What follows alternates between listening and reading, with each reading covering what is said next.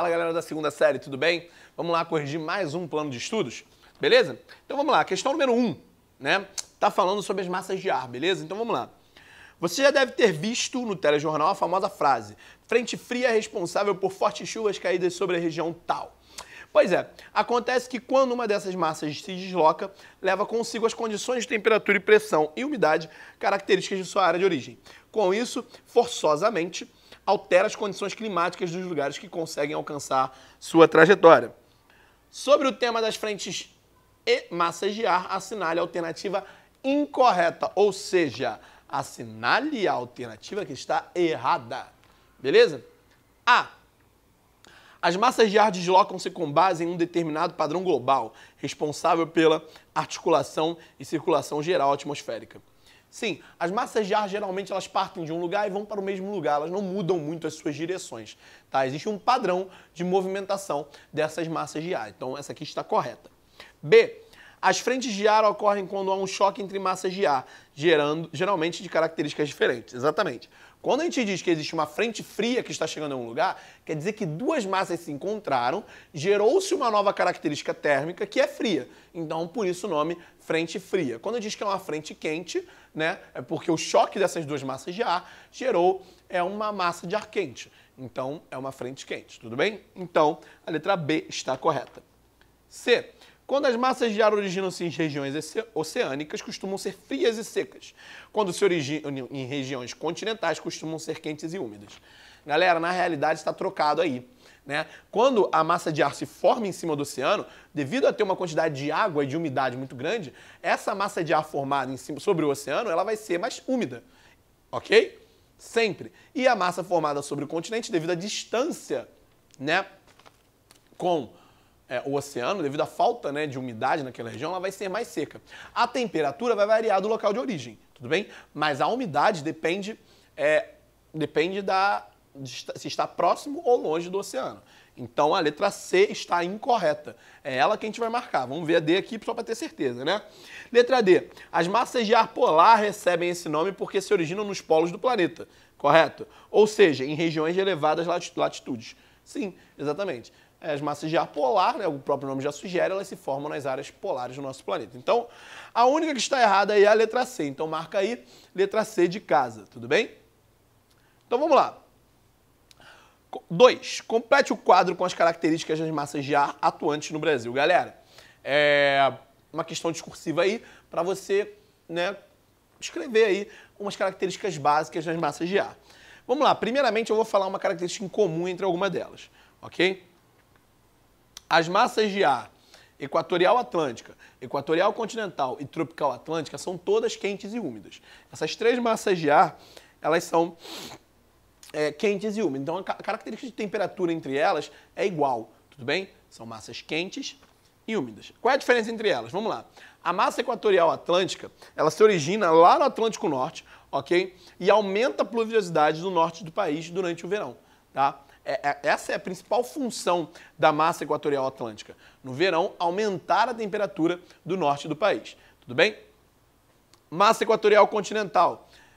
Ela se origina na Amazônia. Tudo bem? É nessa região amazônica. E no verão vai em direção ao sul do país. Tá? Ela sai lá da Amazônia e no verão ela parte em direção ao sul do país, né, a região sudeste e sul, causando o que nós chamamos, né, as famosas chuvas de verão que ocorrem devido ao deslocamento dessa massa de ar equatorial continental lá da Amazônia, tudo bem? E a massa tropical atlântica? Bom, ela se forma no Oceano Atlântico e se concentra em todo o litoral brasileiro, né? A massa equatorial atlântica ela fica ao longo de todo o ano circulando, né, pelo nosso litoral, beleza? Então vamos lá. Massa tropical continental, essa daí, ela é quente e seca, tá? Ela é diferente das outras três que eu citei anteriormente. Ela se origina no interior da América do Sul, né? Ou seja, muito distante do oceano, e por isso ela tem essa característica de ser quente e seca, tudo bem? Ela atua principalmente no centro-oeste do país. É por isso que a região centro-oeste é uma das regiões mais secas do país, tudo bem? É claro que a ocorrência dela vai se estender um pouco até chegar ao sertão nordestino, tudo bem? Mas a atuação principal dessa massa de ar é no centro-oeste, tudo bem? Vamos lá por último, massa polar atlântica. É uma massa de ar úmida e fria, porque ela vem de um polo, né? Então os polos são mais frios, naturalmente, ok? Ela se origina na Patagônia, na região da Patagônia, no Polo Sul, show de bola, e atua somente no inverno brasileiro, beleza?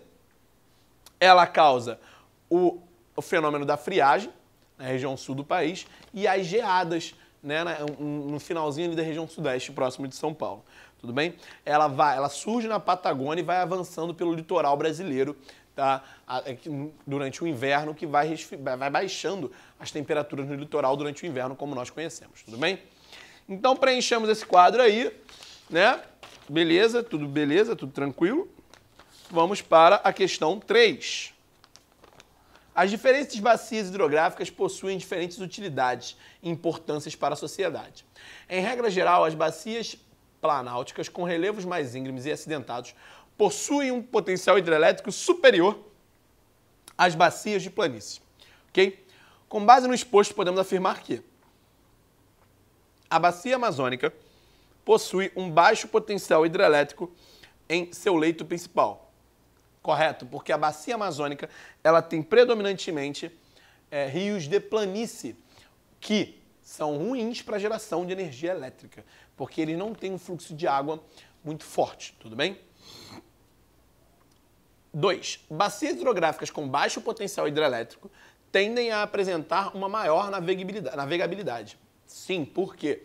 Porque a navegabilidade marítima, ela depende de rios de planície. Eu não posso colocar um navio, não posso colocar um barco em um rio de planalto, porque ele vai ter uma correnteza, ele vai ter quedas, né, d'água muito fortes. Então isso não é interessante para navegação, tá? Então quando um rio tem um baixo potencial hidrelétrico, automaticamente ele tem um bom poder, né, um bom potencial de navegação por ser um rio plano, ok? 3. A maior parte dos rios brasileiros, portanto, é de elevado potencial para geração de eletricidade. Sim, a maior parte do Brasil ele detém rios de planalto, tá? Então, por esse fato do Brasil ter predominantemente rios de planalto, né, nós temos essa maior tendência ao potencial de geração elétrica. Então, a 1, 2, 3 estão corretas, tudo bem? 4. A bacia do São Francisco, em função de suas características, não pode ser utilizada para a construção de barragens. Não, é totalmente o contrário. A bacia do Rio São Francisco ela tem muitos rios de planalto, que é ótimo para a construção de barragens hidrelétricas. Tudo bem? Então a 4 está errada. Então corretas nós temos a 1, a 2 e a 3, que correspondem à letra C do nosso gabarito. Tudo bem? Beleza? Então vamos lá. Seguindo aí mais uma vez. Questão 4. O mapa a seguir diferencia-se da conhecida divisão regional do IBGE para o território brasileiro. Esse novo mapa tem sido cada vez mais utilizado para representar os grandes contrastes entre as diferentes regiões do país. Tudo bem? Aqui a gente tem esse mapa aí que são as regiões geoeconômicas, né? Nordeste, Centro-Sul e Norte. Amazônia, Nordeste e Centro-Sul, na realidade.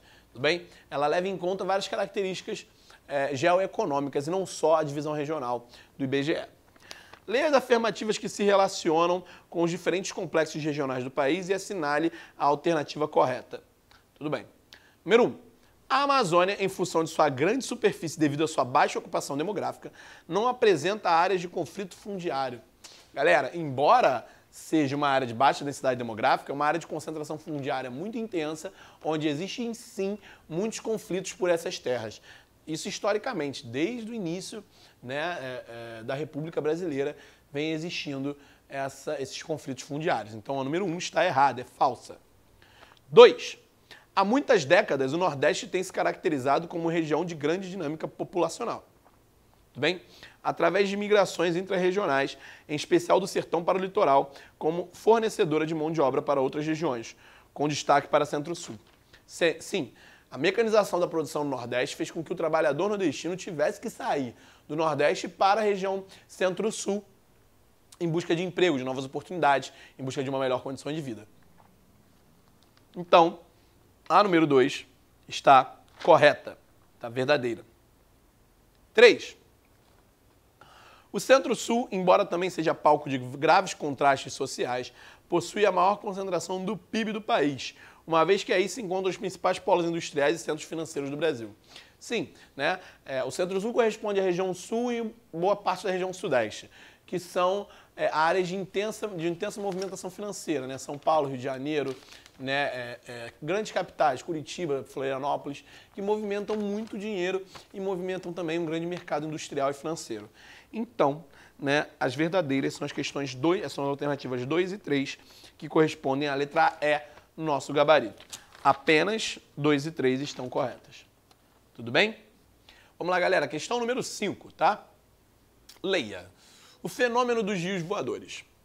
Rios voadores são cursos de água atmosféricas invisíveis que passam por cima de nossas cabeças, transportando umidade e vapor de água da bacia amazônica para outras regiões do Brasil, tá? A floresta amazônica funciona como uma bomba d'água. Ela puxa para dentro do continente a umidade evaporada do Oceano Atlântico que, ao seguir terra adentro, cai como chuva sobre a floresta.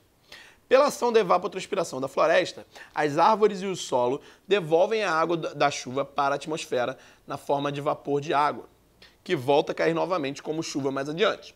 O projeto Rio Voadores busca entender mais sobre a evapotranspiração da floresta amazônica e a importante contribuição da umidade gerada por ela no regime de chuva do Brasil. Né? A respeito desse texto, desse assunto, né, vamos responder, né, com a alternativa que está correta. O que são os rios voadores? Né? A gente sabe que a floresta ela gera uma umidade, né? Ela vai gerar umidade e essa umidade vai ser transportada. Esse transporte ele vai seguir um caminho, ele vai seguir um curso. Claro que é invisível, a gente não vê essa umidade, mas ela está passando por cima da gente e seguindo sua direção para outras áreas da floresta. Tudo bem? Vamos lá, letra A. Cada vez mais a floresta é substituída por agricultura ou pastagem, procedimento que promove o desenvolvimento econômico sem influenciar significativamente o clima na América do Sul. Beleza? Bom, a gente sabe que a substituição da floresta por agricultura ou pastagem, em longo prazo, pode sim influenciar no clima da América do Sul. É uma grande mentira falar que isso não vai alterar em nada o clima do nosso país. Tudo bem? Então a letra A está errada. Letra B. Os recursos hídricos são abundantes e os regimes fluviais não serão alterados, apesar das mudanças climáticas que ameaçam modificar os regimes de chuvas na América do Sul. Bom, regimes fluviais serão sim alterados se o volume de chuvas for alterado também. Os rios eles dependem das chuvas para manter o seu curso, para manter a sua densidade, né? Para manter o seu fluxo. Se as chuvas diminuem, os rios também vão diminuir. Tudo bem? Então a B também está errada. C. O atual desenvolvimento da Amazônia não afeta o sistema hidrológico devido à aplicação de medidas rigorosas contra o desmatamento e danos à biodiversidade da floresta. Galera, na realidade a gente está vendo o contrário, né? A gente está vendo uma falta de medidas rigorosas, né, para esses problemas. A gente sabe que a fiscalização na floresta amazônica é fraca, a gente sabe que o desmatamento acontece e que isso a longo prazo, com esse desenvolvimento, né, que a Amazônia vem alcançando, o sistema hidrológico pode ser o principal afetado dessa história. Tudo bem? D. Os mecanismos climatológicos devem ser considerados na avaliação dos riscos decorrentes de ações como o desmatamento, as queimadas e a abertura de novas fronteiras agrícolas e a liberação dos gases de efeito estufa. Sim, tudo isso tem que ser estudado para ver as consequências que esse impacto vai causar na natureza. Tudo bem? É isso que a alternativa está falando. É a única até agora que está correta e responde ao nosso gabarito. Tudo bem? Então, por enquanto, letra D. Vamos ver a letra E. A circulação atmosférica é dominada por massas de ar carregadas de umidade, que, encontrando a barreira natural formada pelos Andes, precipitam-se na costa leste, alimentando as bacias hidrográficas do país. Não, tá? Na realidade, precipita na costa oeste da América do Sul. Né? Ela alimenta os países a partir do oeste para leste, não de leste para oeste. Tudo bem? Então a letra E está errada. Logo, a única que está correta é a letra D de dado. Ok? Questão 6. MST ocupa fazenda próxima a Brasília. Um grupo de integrantes do Movimento dos Trabalhadores Rurais Sem Terra está acampado desde a manhã deste domingo na Fazenda Três Pinheiros, localizadas no quilômetro 8 da DF-110, em Planaltina, no Distrito Federal. Antes, o grupo ocupava uma propriedade na mesma região, mas teve que sair após uma decisão judicial. A área fica a cerca de 40 quilômetros de Brasília. A atuação do MST no Brasil pauta-se na luta pela terra e na promoção da reforma agrária, inserindo-se no contexto de disputas e contestação ao agronegócio. Tá? O MST ele vai falar basicamente só dos problemas que o agronegócio traz ao campo, né? Da concentração de terras causada pelo agronegócio. Então, nessa questão, a gente não tem nem muito o que falar sobre, beleza? É a letra A, o nosso gabarito da questão 6, ao agronegócio. Tudo bem? Questão 7. Explique o que significa fronteira agrícola e quais foram as principais consequências de sua expansão. Galera, o que é fronteira agrícola? É o limite entre a área que existe a agricultura, a pecuária, e a área que não existe. Tá? Vamos pegar o exemplo da floresta amazônica, por exemplo. Existe um limite onde pode existir uma produção agropecuária. Tá? Se eu aumento esse limite, se eu expando essa fronteira, eu tenho o que nós chamamos de aumento da fronteira agrícola. Qual é o problema do aumento da fronteira agrícola, né? Quais consequências que o aumento da fronteira agrícola pode causar? No caso da floresta, que é o nosso exemplo, desmatamento, mudança do ecossistema da região, tudo bem? Nós tivemos durante o período colonial o auge, né, da expansão da fronteira agrícola, né, com a ação dos grileiros, dos poceiros, que iam tomando terras e aumentando seus latifúndios, tudo bem? Hoje, né, se você pega uma área para exercer agricultura ou pecuária, você gera um impacto ambiental, você acaba desmatando uma região, o solo acaba ficando infértil dependendo da atividade que você faça, tá? Então, essas são as principais consequências que a fronteira agrícola vai trazer para a gente, beleza? Tranquilo? Então, respondida aí a questão número 7 aí, discursiva, beleza? Vamos lá, vamos seguir. Questão número 8. As previsões de especialistas para 2015 projetam cerca de 33 cidades no mundo, que cerca de 33 cidades no mundo terão pelo menos 8 milhões de habitantes, ocupando 0,4% da área do planeta. Assinale a alternativa que contém o processo descrito e alguns impactos ambientais importantes dele resultantes. Tudo bem? Olha só, ele está falando do processo de urbanização, tá? Então, o primeiro passo que a gente tem que citar é a urbanização, beleza? O que acontece? A urbanização, ela tende a ser um processo de crescimento constante. Ela nunca para. As cidades nunca param, ok?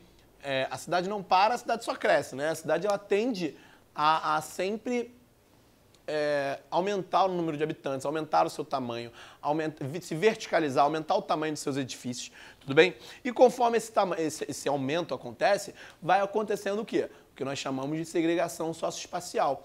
A população vai sendo dividida entre áreas mais nobres e áreas mais pobres. A população vai sendo dividida, em alguns países, por raça, né, por religião. Então, essa segregação ela vai acontecer, tudo bem? E depois dessa segregação, começam a acontecer problemas de ordem pública, como enchentes, alagamentos, favelização, a precariedade dos serviços públicos, tudo bem? Então, a alternativa que segue, né, essa ordem, urbanização, segregação espacial e um problema futuro, no caso a enchente, né, é a letra C, beleza? Urbanização, segregação espacial e enchentes. Essa é a sequência correta do crescimento urbano do nosso planeta, tudo bem? 9. Entre as alternativas abaixo, assinale aquela que não representa um fator ligado à constituição e expansão do processo de urbanização. Vamos lá, êxodo rural? Sim, contribuiu para a urbanização, porque o êxodo rural é um movimento migratório de saída do campo para a cidade. Isso acontece constantemente, principalmente no Brasil. Então, não é essa a alternativa. Aliás, é um fator responsável pelo processo de urbanização. E a gente tem que marcar o que não é responsável, tudo bem? Industrialização? Sim, é um fator responsável também. Por quê? Porque a chegada das indústrias oferece emprego. E aí, oferecendo emprego, o volume de população das cidades aumenta. C. Metropolização? Sim, também faz parte do processo de urbanização o crescimento das metrópoles. D. Reforma agrária? A reforma agrária, na realidade, ela está reivindicando a distribuição das terras no campo para que as pessoas deixem de ir para as cidades e se mantenham no campo. Então, não, na realidade, a reforma agrária ela vai ao contrário, né, da urbanização. Então, aí que a gente vai marcar que não representa um fator ligado à urbanização é a reforma agrária, a letra D. E a letra E, mecanização do campo, sim, faz parte do êxodo rural, né? O trabalhador perde seu emprego para a máquina e ele tem que ir para a região urbana para arrumar outro emprego. Então, isso também contribui, beleza? Então, número 9, questão D, alternativa D, beleza? 10. Relacione a especulação imobiliária crescente nas cidades com a segregação socioespacial. Ok? Olha só, as cidades elas vêm sendo divididas por classe. Né? Aqui, se a gente pegar como exemplo, né, o Rio de Janeiro, nós temos a Zona Sul, que é uma região de poder aquisitivo maior, tudo bem? Onde fica a elite da sociedade carioca, né? E Isso só ocorre devido a uma especulação imobiliária, né? O Leblon tem o metro quadrado mais caro do país devido à especulação imobiliária. O que é especulação? Né? É a suposição, né? É como se o cara fosse vender um apartamento e falasse, vamos colocar esse valor nesse apartamento, o valor X, será que vende? A partir do momento que esse apartamento vende com valor X, o próximo já vai ser vendido pelo valor de 2X e por aí vai, tudo bem? Crescendo até ver o limite que as pessoas pagam para morar naquela região. Então as regiões mais requisitadas são as mais caras, oferta e procura, tudo bem? Então isso ocasiona o quê? Ocasiona que a população pobre fica dividida da população rica e a população pobre tende a ficar em áreas de difícil acesso, em áreas mais para o interior do estado, mais para o interior da cidade, ok? Ou em áreas de risco, né, que é o caso da favelização. O cara quer morar na Zona Sul, mas ele não tem condições de comprar um apartamento de frente para a praia. O que ele vai fazer? Vai ocupar as encostas, né, que existem próximas à Zona Sul, beleza? Que é o caso das favelas que existem lá, Vidigal, Cantagalo, Pavãozinho e por aí vai, tudo bem? Só citando alguns exemplos aí relacionados a isso. Então, a gente tem uma verdadeira separação das cidades, o que causa segregação socioespacial. A galera, o centro econômico do Rio de Janeiro, por exemplo, é o centro da cidade e a Zona Sul, só que a maior parte da população que trabalha nesses centros mora muito longe, Zona Norte, Zona Oeste e por aí vai. Tá? Isso acontece em várias cidades do Brasil e do mundo, beleza? É comum você ver a população mais pobre tendo que se deslocar muito mais para o seu trabalho do que a população rica, beleza? Alguma dúvida? Acho que não, né? Então, até a próxima, pessoal. Espero que todos façam uma boa prova aí. Valeu, abraço!